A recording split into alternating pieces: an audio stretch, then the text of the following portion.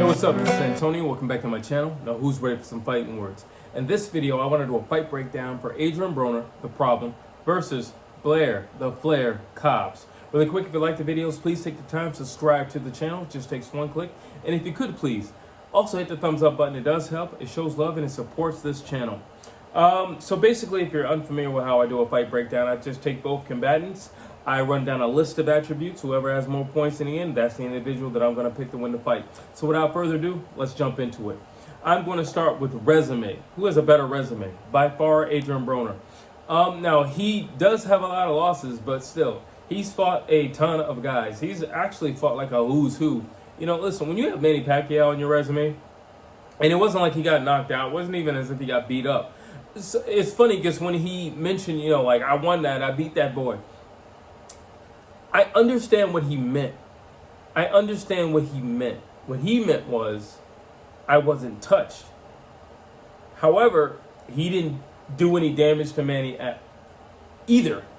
So at that point, what you have to look at to score the fight would be intent on damage, because no damage was made.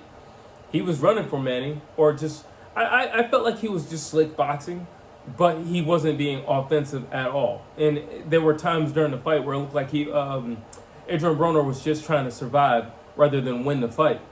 And his personal victory was going to be that I went 12 rounds with the great Manny Pacquiao versus I made a competitive showing for myself versus the great Manny Pacquiao. That's what it was. But just having that name alone, you got to give him credit. He's definitely won titles. You know, he's, like I said, he's been there with the who's who. He's definitely won titles. Dropped Sean Porter. And quite frankly, I felt like he could have done that earlier in the fight.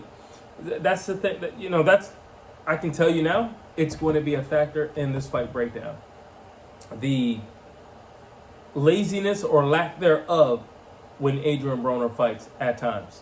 So resume, I got to give it to Adrien Broner. He's got a who's who.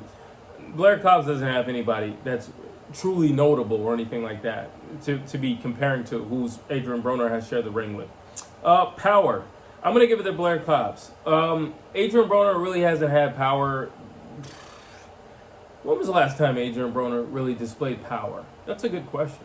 It's been a while. It's been a few years. Well, more than a few. It's been a lot of years. We're talking like, what, 135?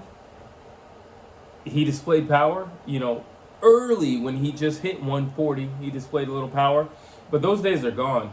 I haven't seen a glimpse of that in recent years. So those days are gone. I'm definitely going to give it to Blair Cobbs. I think he's definitely more dangerous with pop in his hands. Speed. Blair Cobbs. There was a point in time where Adrien Broner was really fast. There was a point in time where he had great instincts in the ring. And I think a lot of that stuff is gone. I think personal life has beat him down. I think bad choices around him, also abuse to his body. He has mentioned that he's had a drinking problem, and it has been a problem and a plague on his life, and it's affected his family and his personal well-being. I just think a lot of those gifts that he had, they're gone. Here's the thing about sports in general, but in particular boxing.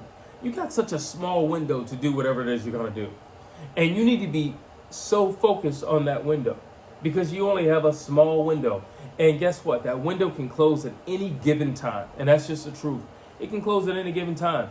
Now, it can close due to yourself. Maybe you're not putting in your road work, or maybe you're not, you know, going to the gym as steady or regularly as you should. Ryan Garcia, you know, or maybe somebody put your lights out. You know, like you look at Deontay Wilder recently. Yeah, he got his vigor back for the game in the sport of boxing, but that doesn't mean that his chin is now better or you know, has gone back in time and now he's got, like, I never really felt like he had a granite chin, but he has a more durable chin. No, absolutely not. At any given time, it could be your time. You know, and not to mention, it was Mickey Ward, Irish Mickey Ward, when he fought Gatti for the third time. And he said, you know what? I got up out of my seat. I was in the corner. Then I got up out of my seat. I want to say it was the 5th round. And he said, I got old. Just like that. He said, I got old. And he said, I knew what to do. I knew what I wanted to do, but I couldn't perform the act. That's the thing about boxing. You know, like, yeah, it's here right now, but when it's gone, it's gone. And I'm not saying that, you know, there are individuals who could rally themselves back into to title contention, but I just don't see Adrien Broner being that guy. If you, truthfully speaking, this fight is happening and it's turning out to be, you know, a bigger fight than probably people expected it to be, only because Blair Cobbs is an entertainment center within himself. And Adrien Broner, you know, like, we just expect the antics. Now, between the two of them, there's a lot of antics. So, yeah, sure. I mean, I feel like, personally, I feel as if the press conferences have been better than what I feel the fight is going to actually live up to. You know, you have Adrien Broner talking about, I got friends with guns and da-da-da-da. Who cares? They're not going to be in the ring with you. And if they do decide to harm somebody, you will be in jail. The fight will be off. So that's just dumb for you to say. And that's another thing that I feel like has plagued Adrien Broner. He doesn't know how to leave that there. Leave that there. That thing is that hood mentality, that ghetto-like mentality. Leave it there. You are in a position to make millions of dollars, and for some reason you want to bring that with you. And that's something you should have left there. And if you truly have friends around you who care about you and who love you and support you and want to see the best for you and your family, then they would say, leave that there. Put that aside. Don't even bring those guys with you. Why were those guys with you? Who are you in fear of? Why were those guys with you? All that was just weird. But to go back to the fight breakdown, speed, Blair Cobbs, he's younger, he's faster, he's stronger. I just think he, you know, I just don't think Adrien Broner, which was a major part of his game with speed, I don't think is there anymore. And that last fight that we saw where he fought a lawyer and he couldn't put the lawyer out, you know, the only thing I can give him credit for was he was busier than usual. That was about it. Heart, who's got more heart? Got to go with AB on this. Gotta go with AB in this. Yeah, you know, Blair Cobbs, you know, he's got a loss in his record, and, you know, he tried to fight back a little bit, but Adrien Broner, number one, he's not the guy who gets knocked out. He's not that guy. Say what you want about him. Is he lazy in the ring? Yes. Does he throw 10 punches around? Yes. Does he often not do anything during the rounds? Absolutely. But is he a weakling? Is he a coward? Is he the type of guy who's going to shy away? No, he's not that. Adrien Broner will fight. He will show up to fight. It was Oscar De La Hoya when Adrien Broner lost to Marcos Maidana, and he said, I became an Adrien Broner fan tonight. He said, what I just saw, Adrien got back up, and the way he was fighting, and he stood his ground, and he was pressing forward. I got to be honest with you, that fight also changed me and my perception and my thoughts of Adrien Broner. Prior to that fight, I just thought he was a loudmouth who was all hype and all marketing, you know, dollars, you know, in the boxing world. And, you know, no, he's really a fighter. He's really a fighter, and you have to respect that about him. You might put AB down, but you're definitely not going to keep him down. And when he gets back up, you better believe he's going to try to get some get back for what you just did to him. So when I go with Hart, I got to go with AB. He's been down, you know, a few times, and he's been beat up. He's been everything you can think of, but nobody's put him out. You got to give him credit. Hart to AB. Mental toughness. I'm still going to go with AB. He's been in this game a long time. He's had a lot of ups. He's had a lot of downs. And I feel like he's had more downs than he's had ups at this point. Yeah, he's had a lot of titles and everything, but a lot of those titles, you know, I don't want to bash him in any way. Like, he got the titles fair and square, because even if they were handpicked opponents, or even if, you know, circumstances made those titles available to him, he still fought for them. So you got to give him respect for that. But mental toughness, listen, he's still here. He's still here. And he's not just here for a check. He's still going for gold. You got to give him credit for that. Now, I don't know if he truly believes that, but that's definitely what's coming out of his mouth. And, I think boxing is just too hard, mentally and physically, for someone to not be in this without the aspects or aspirations of gold around their waist at some point. You don't want to wake up at 4 in the morning and go running and you know you're never going to get gold. You don't want to put yourself through sparring and you know that you're never going to get gold. That is not something that you willingly do with the expectation of knowing I'm never going to be a world champ. So, he still has that dream because he felt what it was, or felt what it was like to be at the top. And he has stooped so low. Yeah, I want to feel that one more time, just one more time.